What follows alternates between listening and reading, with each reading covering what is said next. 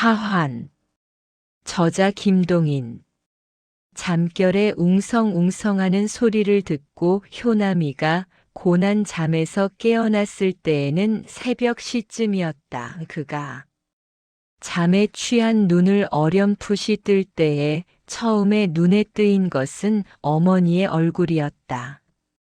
그 어머니의 얼굴을 보며 어린 마음에 안심을 하면서 몸을 돌아 누울 때에 두 번째 눈에 뜨인 것은 아버지였다. 효남이의 다시 감으려던 눈은 그 반대로 조금 더 크게 떠졌다. 아버지는 어느 길을 떠나려는지 차림차림히 길 떠나는 차림이었다. 그것뿐으로도 어린 효남의 호기심을 채우기에 넉넉할 텐데 아버지와 어머니가 서로 바라보는 얼굴은 과연 이상한 것이었다. 아버지의 얼굴은 험상스러웠다. 어머니의 얼굴에는 눈물의 자취가 있었다. 그리고 서로 바라보는 두 쌍의 눈거기에는 공포와 증오와 애착과 별리가 서로 어울리고 있었다. 이런 광경을 잠에 취한 몽롱한 눈으로 바라보던 효남이는 자기도 모르는 틈에 또다시 고난 잠에 빠졌다. 효남이는 13살이었다. 그의 아버지는 고물 행상을 하였다. 푼푼히 벌어들이는 돈, 그것은 만약 절용하여 쓰기만 하면 그 집안의 세 식구는 굶지는 않고 지낼 만한 것이었다.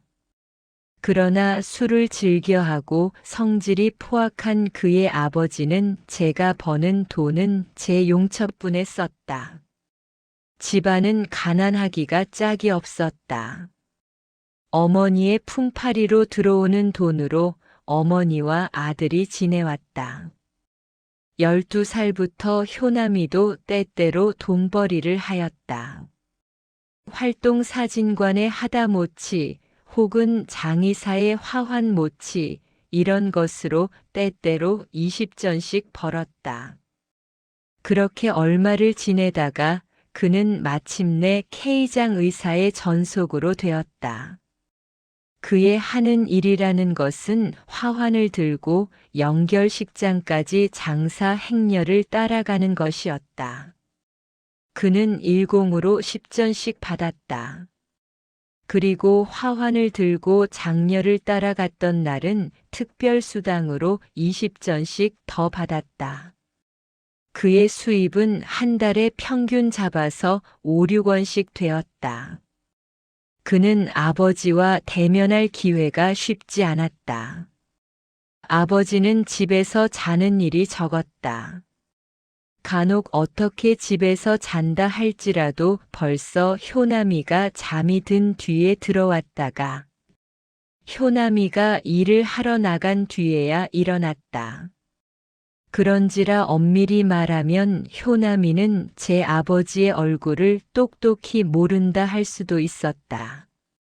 누가 갑자기 효남이에게 내 아버지의 코 아래 수염이 있느냐 없느냐 물으면 효남이는 생각해보지 않고는 대답을 못하리만치 낯선 얼굴이었다. 이러한 아래에서 자라난 효남인지라 효남이는 제 아버지에게 대하여는 아무런 애착도 가지지 못하였다. 피할 수 없는 핏줄의 힘으로 혹은 남보다 조금 다르게 생각되기는 하였으나 부자지간에 당연히 있어야 할 애착이라는 것은 없었다. 무례한 인정 없는 녀석, 포악한 녀석, 짐승 같은 녀석. 이러한 이름 아래 불리는 그의 아버지는 효남에게는 오히려 지긋지긋하고 무서운 사람이었다. 효남이는 흔히 제 아버지가 어머니를 때리는 무서운 소리에 고난 잠에서 깨곤 하였다. 그리고 깰지라도 그는 꼼짝 못하고 그냥 자는 채 하고 하였다. 어렸을 때부터의 경험으로서 만약 방관자가 있으면 그것이 서로 철모르는 어린애일지라도 그의 아버지의 기는 더욱 승승하여서 그의 포악함이 더욱 커지는 것을 잘 아므로 효나미는 서록 잠에서 깨었을지라도 깬 기색을 아버지에게 알게 하지 않았다.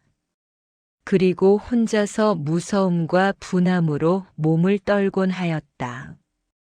그날 밤도 웅성웅성하는 소리에 놀라 깬 효나미는 눈을 뜰 때에 눈앞에 당연히 전개되어 있을 활극의 자취를 얘기하였다.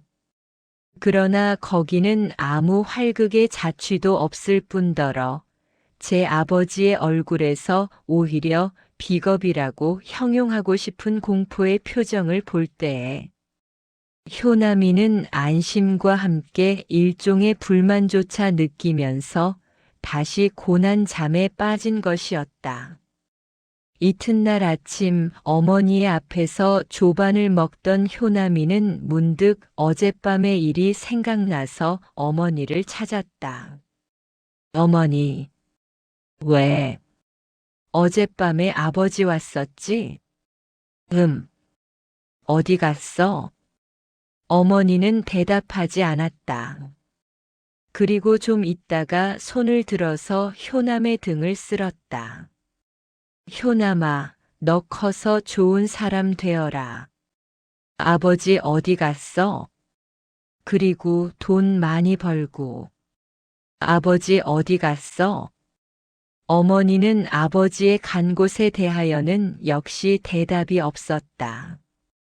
그러나 효나미는 그때의 어머니의 입에서 새어나온 한숨의 소리를 들었다. 비록 어리나 그런 방면에는 총명한 효나미는 다시 묻지 않았다. 거기에는 무슨 불길한 일이 숨어 있는 것을 효나미는 짐작하였다.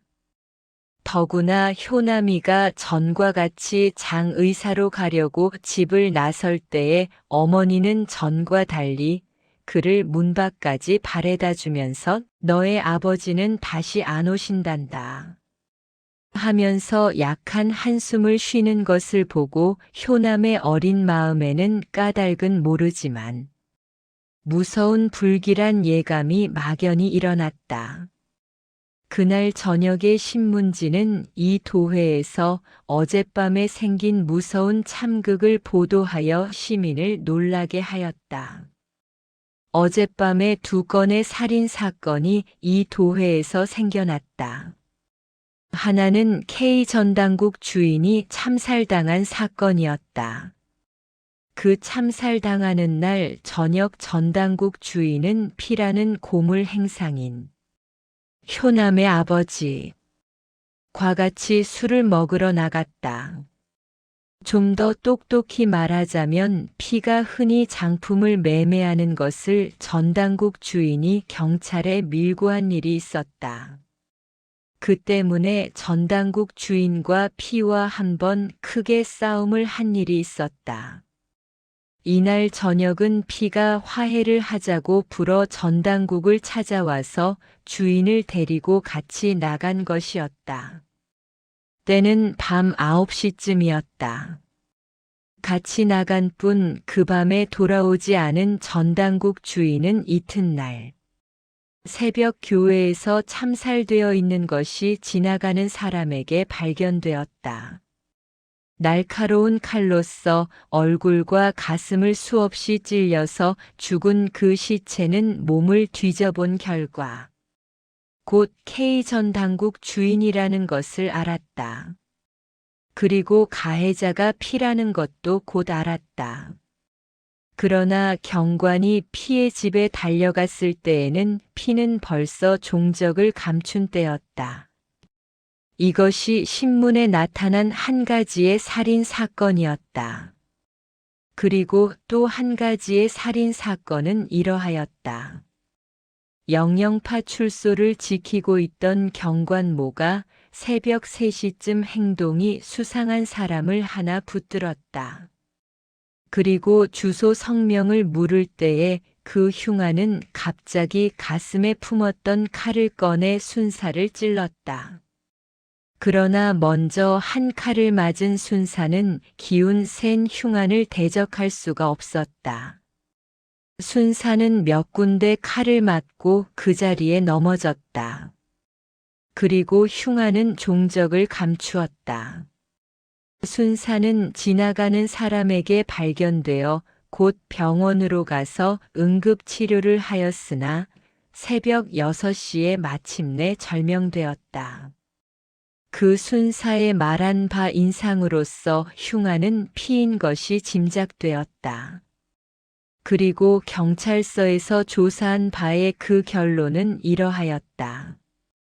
고물 행상인 피는 이전부터 원한이 있던 전당국 주인을 화해를 핑계 삼아서 데려내다가 어떤 곳에서 술을 먹여 취하게 한 뒤에 교회까지 끌고 가서 거기서 참사를 한 뒤에 새벽 2시쯤 제 집에 들러서 길신가리를 차려가지고 이 도회를 달아나다가 파출소 앞에서 순사에게 힐난을 받게 되매 그는 자기의 범행이 발각된 줄로 지레짐작하고 그 순사까지 죽여버리고 이 도회를 달아나서 어디로 종적을 감춘 것이라.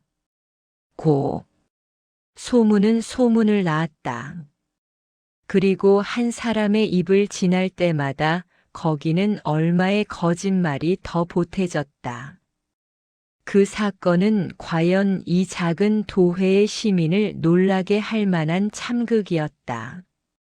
물건을 사고 팔고 아이가 나고 늙은이가 죽고 때때로 비가 오고 꽃이 피고 지고 이러한 사건밖에 특수한 사건이라는 것은 쉽지 않던 이 도회에 이번에 생겨난 이 사건은 어떤 의미로 보아서는 너무 단조한 이 도회의 사람에게 대한 한 자극제라 할 수도 있었다. 곳곳에서 사람들은 그 이야기를 하였다. 그리고 이제 장차 일어날 흉안과 경관의 추격전을 예상하고 거기에 비상한 흥미를 느꼈다. 효남이가 일을 하는 장의사에서도 일꾼들 사이에 그 이야기의 꽃이 피었다. 그러나 효남이가 그 흉한 피의 아들이라는 것을 아는 사람은 없었다.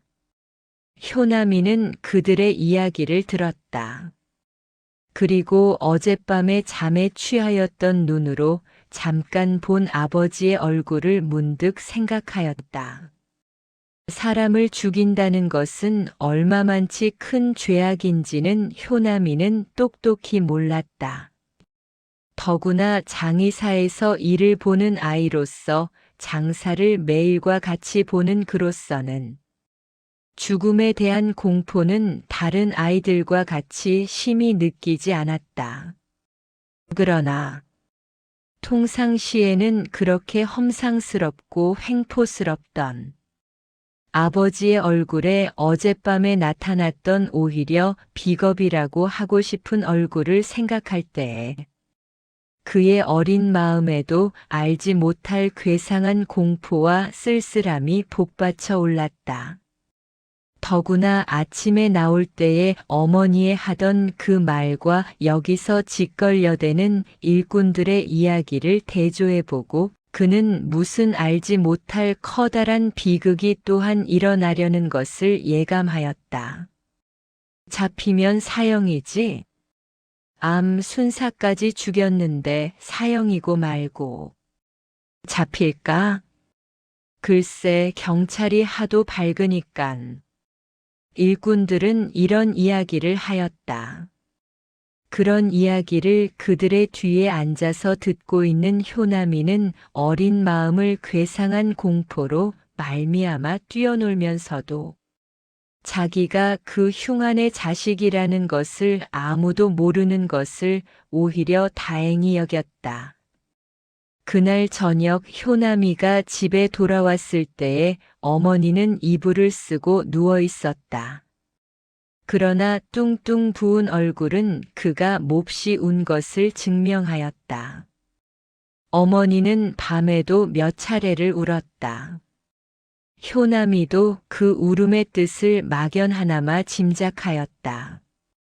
어떤 까닭인지 똑똑히는 몰랐지만 어머니의 울음은 아버지의 이번 사건 때문인 것은 짐작되었다. 그리고 그는 어머니에게 아무 말도 안 하였다. 어머니가 울 때마다 자기도 까닭 없이 눈물이 내리는 것을 참고 돌아눕고 할 뿐이었다. 하려야 할 말이 없었다. 위로하려야 위로할 말조차 효남이는 알지 못하였다.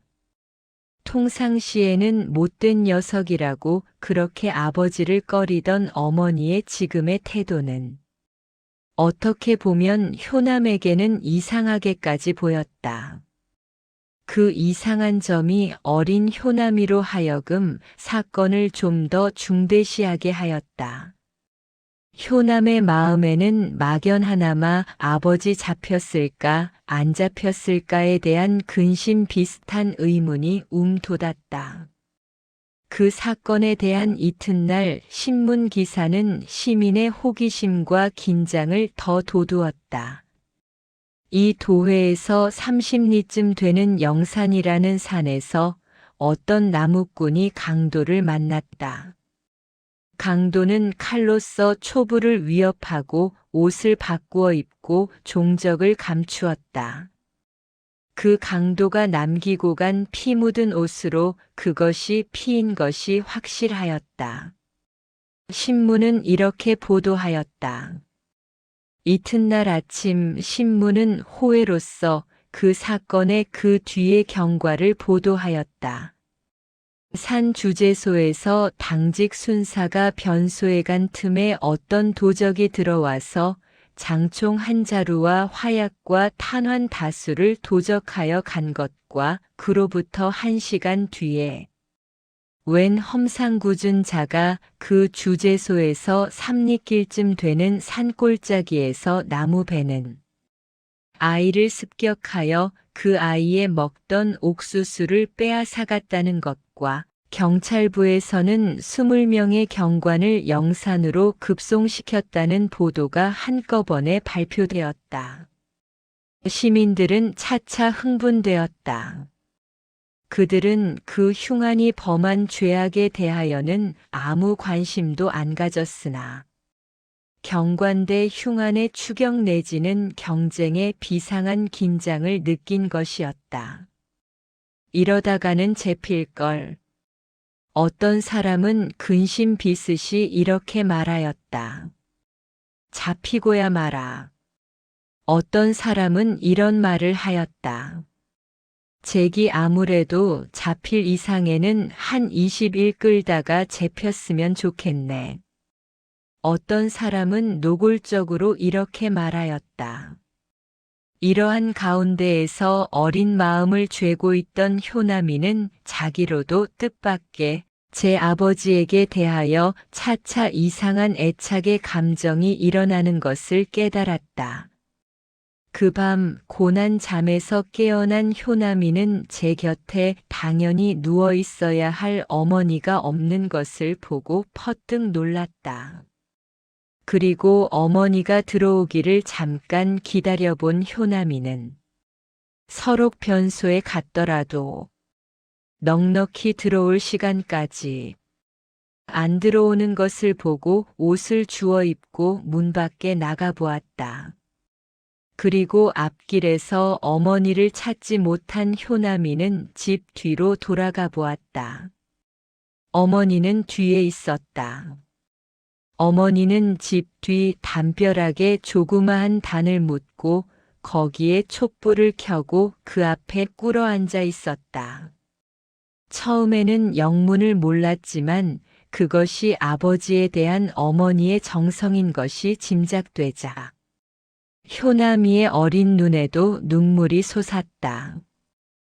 효남이는 발소리 안 나게 방으로 돌아와서 이불을 머리까지 뒤집어 썼다. 그의 눈에서는 눈물이 하염없이 솟았다. 이윽고 어머니가 들어왔다. 그리고 제 아들이 자지 않는 기척을 보고 아들을 찾았다. 효남아, 너 자지 않니? 효남이는 울음을 그치려 하였다. 그러나 할 수 없었다. 아직 껏속으로 울던 울음은 어머니의 그 소리와 함께 폭발되었다. 어머니는 아들을 끌어당겼다. 아무리 고약해도 내 아버지로구나. 이것이 한참 뒤에 어머니가 한 다만 한마디의 말이었다. 이튿날 신문의 보도는 시민의 긴장과 호기심을 여지없이 돋우어 놓았다. 경찰부에서 간 20명의 경관은 그곳 경관 30명과 독리 사람 60명과 합력을 하여 그 산을 둘러쌌다. 그리고 그 산 가운데 숨어 있는 범인을 수색하였다. 범인의 손에는 총이 있기 때문에 막 덤벼들기가 힘들었다. 제1대를 지휘하는 어떤 경부가 대원들과 떨어져서 풀을 헤치며 산을 기어 올라갈 때였다. 어떤 바위 틈에서 흉안이 갑자기 경부의 눈앞에 나타났다. 그리고 놀라는 경부를 거꾸러뜨리고 경부에게서 브라우닝과 탄약을 빼앗은 뒤에 그 브라우닝으로 경부를 쏘아 죽이고 아래에서 덤비는 경관들을 향하여 두 방을 놓은 뒤에 유유히 풀숲을 가운데로 종적을 감추었다 하는 것이었다. 이때부터 신문은 범인의 이름을 쓰지 않고 살인마라는 대명사를 썼다. 잡히기만 하면 어차피 사형이 될 흉안의 손에 한 자루의 장총과 한 자루의 권총과 다수의 탄약이 들어갔다 하는 것은 그 흉안을 잡으려는 경관들에게는 끔찍하고 진절이 나는 사실에 다름없었다. 그날 밤으로 경찰부에서는 40명의 경관을 응원으로 또 보냈다. 인제야 잡혔지. 그럼 뛸 데가 있나? 시민들은 그의 운명을 이렇게 선고하였다. 이러한 소문을 듣고 이러한 선고를 들을 때에 효남이의 마음은 무슨 커다란 공포 앞에 선 것과 같은 명료하지 못한 무서움을 느꼈다. 그리고 그 가운데에는 그의 아버지는 이젠 죽은 목숨이라는 막연한 생각도 섞여 있었다. 이튿날 아침 당국은 시민에게 이와 같은 성명을 하였다. 산은 지금 이곳에서 간 경관 50명과 그곳 경관 전부와 촌민 100여 명으로 포위를 하고 각각으로 그 포위 그물을 죄어가서 오늘 아침에 전하를 의지하건대 그 그물의 범위가 일평방리가 못 되니 이제 범인은 자루에 든 쥐다. 다만 시간 문제만 남아있다. 적어도 오늘 오후 4시 전으로 범인 포박이라는 기꺼운 소식에 이를 줄을 의심하지 않고 믿는다. 그날은 비가 부슬부슬 왔다. 이러한 가운데에서 그 사건에 극도로 긴장된 시민들은 연하여 경찰서에 전화를 걸었다. 오후 5시쯤 비보는 경찰서에 이르렀다. 범인은 마침내 잡힌 것이었다.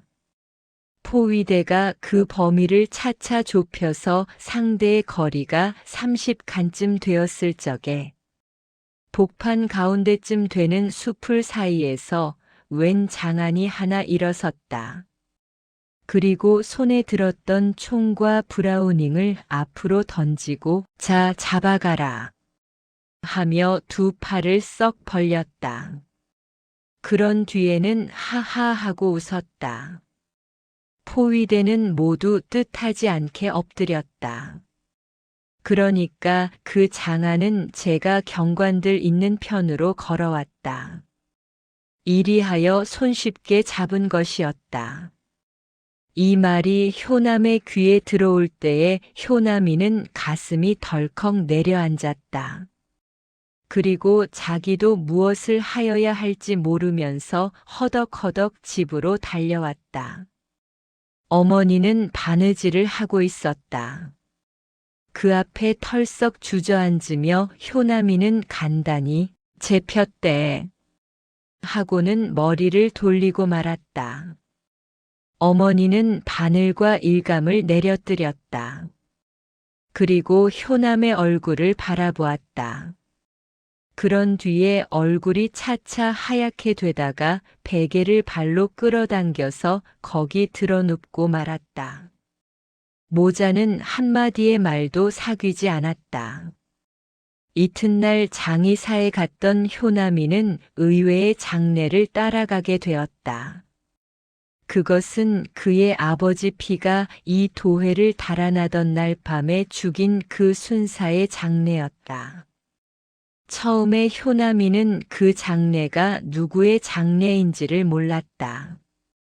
조상객이 대개가 경관인 것을 보고 어렴풋이 어떤 경관의 장사인 줄 알 뿐이었다.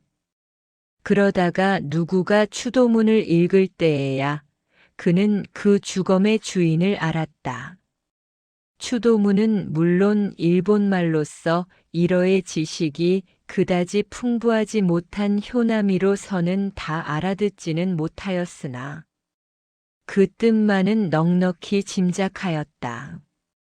그는 그 흉안을 장례의 전날 잡은 것은 고인의 신령의 도움이라 하였다. 그리고 그 흉안의 포악스러움과 고인의 용감스러움을 되풀이하였다. 어린 마음에 일어난 극도의 분노와 불육회함과 부끄러움으로써 그 행렬을 따라갔던 효남이는 장의사에 돌아와서 기진맥진하여 토방에 넘어지고 말았다. 좀 뒤에 주인에게서 특별수당으로 20전이 나왔다. 효남이는 그것을 받아서 주머니에 넣었다. 그러나 그는 그것을 받아야 옳을지 안 받아야 옳을지 몰랐다. 정당한 노동의 보수로서 그것을 받는 것이 결코 부끄러운 일은 아닐 것이었다.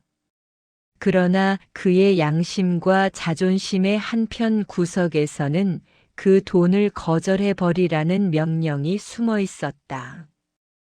효남이는 주머니 속에서 그 돈을 쥐었다 놓았다 몇 번을 하였다. 그날 효남이의 아버지는 이곳 경찰서로 호송되어 왔다. "너 돈 있니?" 효남이가 저녁 때 집으로 돌아온 때에 기다리고 있던 그의 어머니가 첫 번 물은 말이 이것이었다. "응." "얼마나 있니?" 효남이는 말없이 주머니에서 아까 받은 그 20전을 꺼내 어머니 앞에 놓았다. 어머니는 그 돈을 집어가지고 치마를 갈아입으면서 변명 빗으시 "너희 아버지가 이리로 왔다누나. 장국 한 그릇이라도 사들여 보내야지." 하면서 밖으로 나갔다. 효남이는 황망히 나가는 어머니의 뒷모양을 바라보았다. 그리고 아까 그 돈을 모아 넣은 것이 잘 되었다 생각하였다. 그 생각 속에는 복수를 하였다는 것 같은 통쾌한 생각조차 약하나마 섞여 있었다. 끝. 구독, 좋아.